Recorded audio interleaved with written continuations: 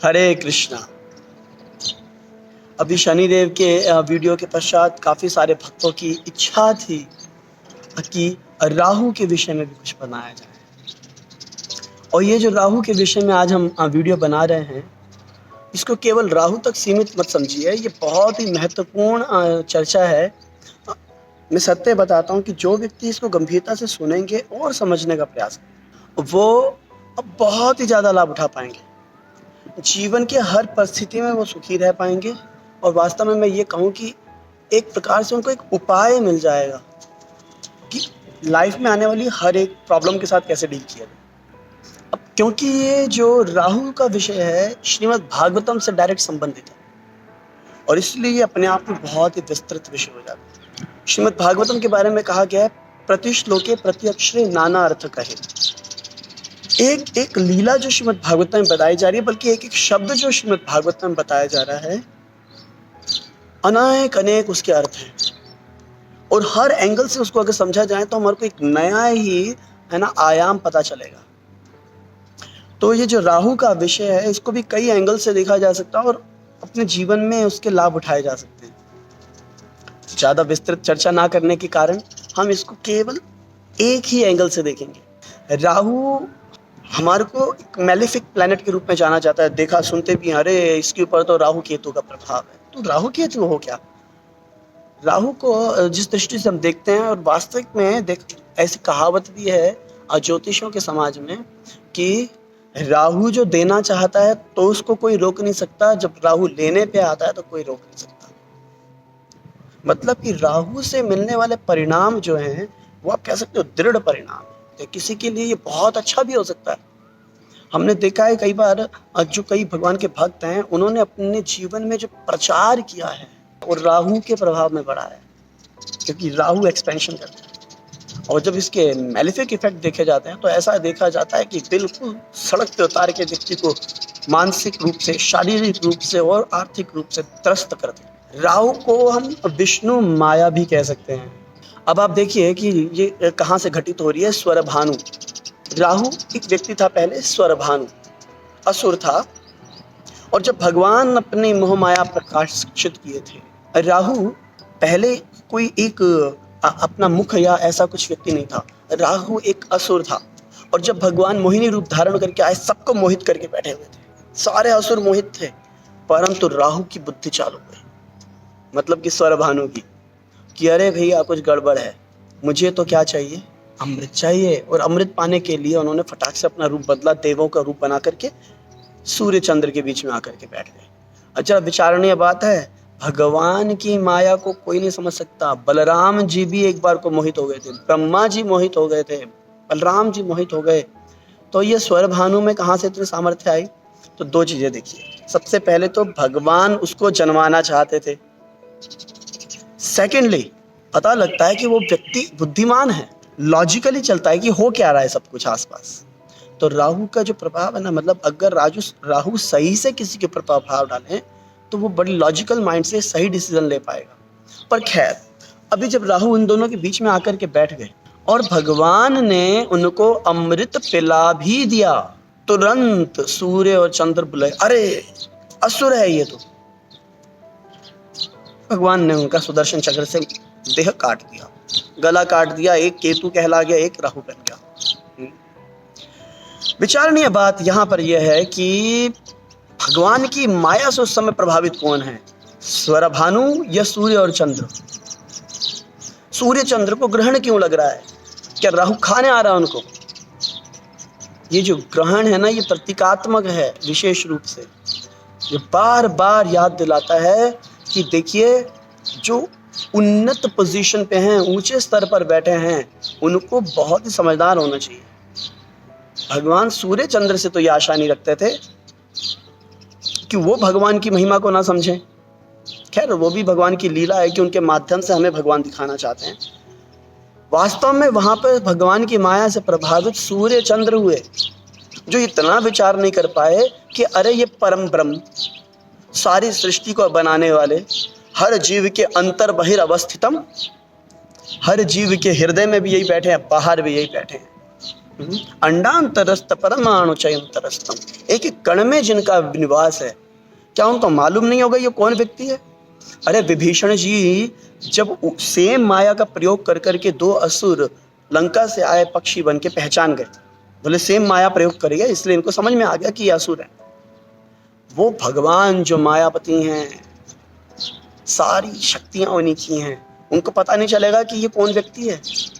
सूर्य चंद्र इस बात को नहीं समझ पाए और इसलिए उन पे ग्रहण लगा, क्योंकि उनकी बुद्धि सही काम नहीं करी भगवान के ज्ञान में।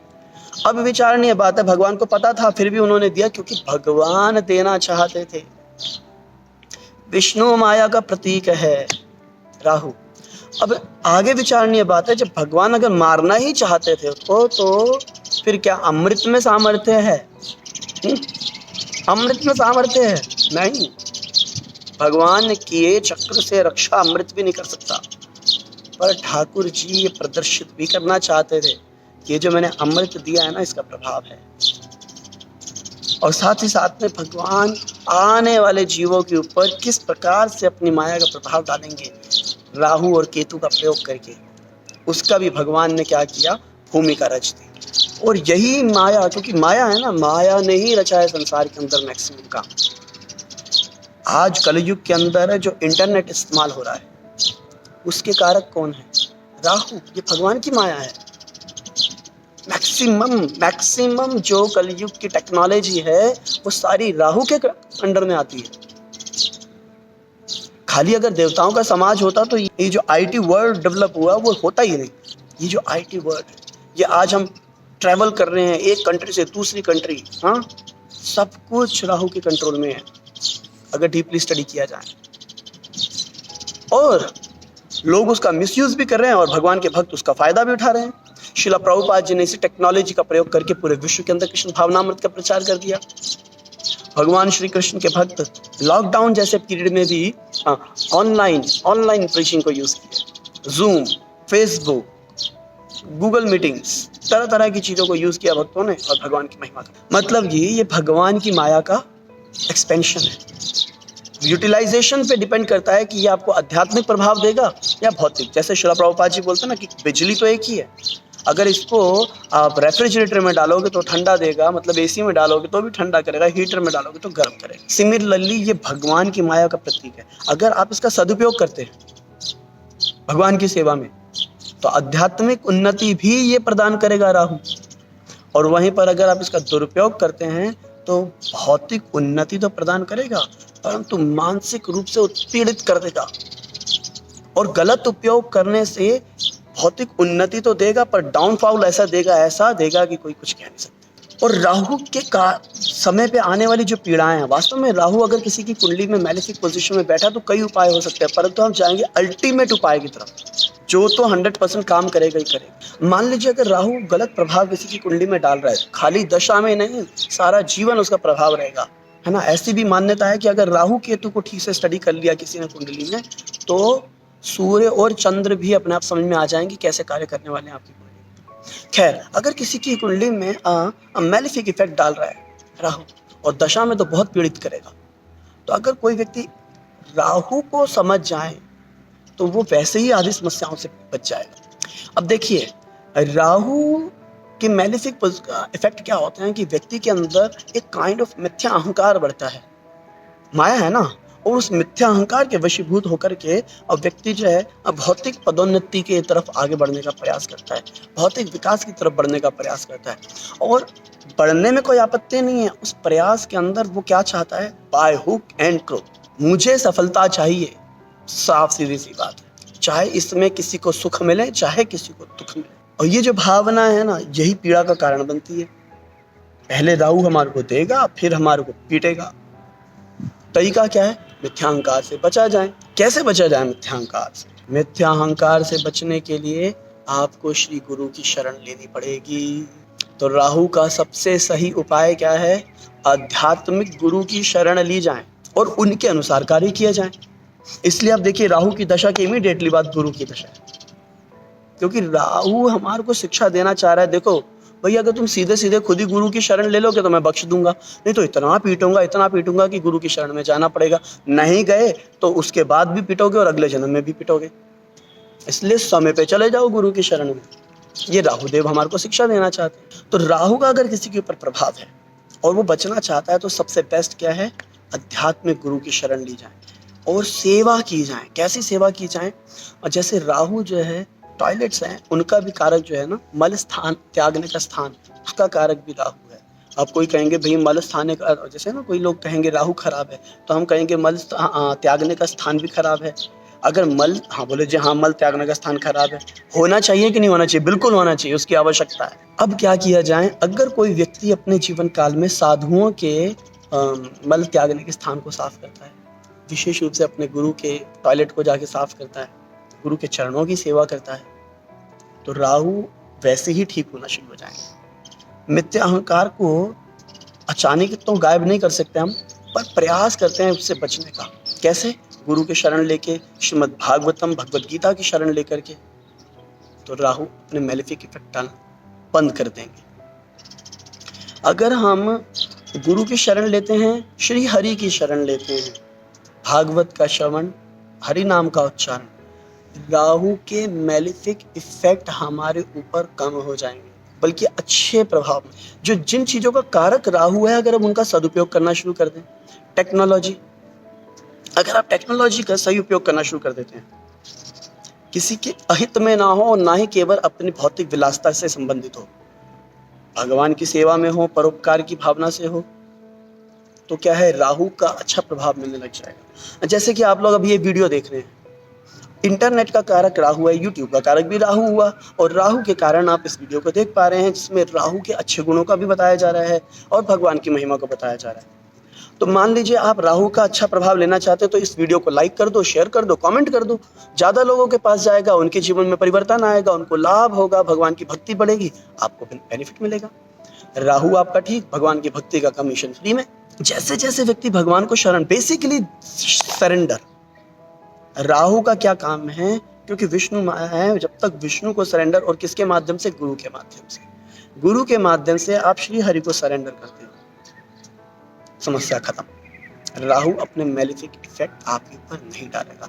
सो ये विष्णु माया है, हम इसको बहुत विस्तार से चर्चा नहीं करेंगे, इतने में चर्चा करेंगे कि विष्णु माया का एक ही समाधान है, मामेव ये प्रपद्यन्ते मायामितां तरन्ति ते। भगवान की माया का पार बिना शरणागति के नहीं हो सकता। राहु आपकी कुंडली में जिस क्षेत्र में बैठा है, उस क्षेत्र में अगर आपने समर्पण कर दिया, लेट से कि राहु आपके कुंडली में, आपके 7th हाउस में, जहाँ पे पत्नी का स्थान माना जाता है, पार्टनर्स का स्थान माना जाता है, डीलिंग्स का स्थान माना जाता है, अपने डीलिंग्स में आप समर्पित रहे कि जैसी भगवान की इच्छा होगी वैसा होगा, मैं कोई झगड़ा नहीं करूंगा, मैं अपनी ईगो को बीच में नहीं लाऊंगा, कोई बात नहीं, अगर ये सामने वाला मेरे से सही व्यवहार नहीं कर रहा, कोई बात नहीं। जहाँ आप सरेंडर करोगे, आपको वहाँ का अच्छा फल प्राप्त हो जाएगा। ये देखा गया है, जिस क्षेत्र में राहु बैठा है तब तक वो स्थान पीड़ित रहेगा जब तक आप सरेंडर नहीं करोगे। सरेंडर करते ही सब ठीक होना शुरू हो जाता है। इसीलिए कुछ लोग कहते हैं कि अरे राहु का उपाय करना है तो भगवान शिव के पास जाओ। कौन है भगवान शिव? वैष्णव गुरु है, विश्वस्य गुरु, विश्व गुरु माना जाता है उनको। भगवान शिव का शरण लेता है, और अगर कोई व्यक्ति भगवान शिव के पास जाकर के मानो तिल इत्यादि डालकर उनको दूध चढ़ाता है और भावना ये रखता है कि ये परम भगवान है या निराकार है, तो सोचिए कि जो उसको बेनिफिट मिलने वाला बहुत टेम्परेरी मिलेगा, क्योंकि वो सही सिद्धांत के साथ, सही भावनाओं के साथ, सही ज्ञान के साथ वो सेवा नहीं कर रहा है। पर वहीं अगर वो जाता है भगवान शिव को, वही सारे जुगाड़ बानी करता है ना, तो काले तिल इत्यादि डाल के, परंतु भावना क्या रखता है, ये भगवान के परम भक्त हैं, इनकी हेतु की कृपा हो तो मेरा चित्त शुद्ध हो, मिथ्या अहंकार नष्ट हो, क्योंकि इस संसार के अंदर तो मिथ्या अहंकार के अधिष्ठाता भगवान शिव हैं, और मेरी अनुरक्ति भगवान हरि में हो। तो आपको सत्य बता रहे हैं, ये अनुभव की हुई बात है। राहु के पूरे प्रभाव ना केवल खत्म होते हैं, अच्छे प्रभाव मिलते हैं, उस व्यक्ति को सफलताएं मिलती हैं। सफलताएं ही नहीं, उसको आध्यात्मिक उन्नति प्राप्त होती है, क्योंकि ये जो राहु है ना, हमारे को जो सटल चीजें हैं, जो डीप नॉलेज है, उसके अंदर लेकर के जाता है, और हम आध्यात्मिक ज्ञान में आगे बढ़ते हैं। तो हम बस आपको फिर से यही नटशेल में बताएंगे, राहु का उपाय, गुरु की सेवा, साधुओं की सेवा, निजी सेवा, हरि नाम का उच्चारण, हरि को समर्पण, बस। Surrender is the key to Rahu. आप राहु के सारे बेनिफिट ले सकते हैं केवल हरि गुरु वैष्णव चरणों में समर्पण करने से। हरे कृष्णा। श्रील प्रभुपाद की जय।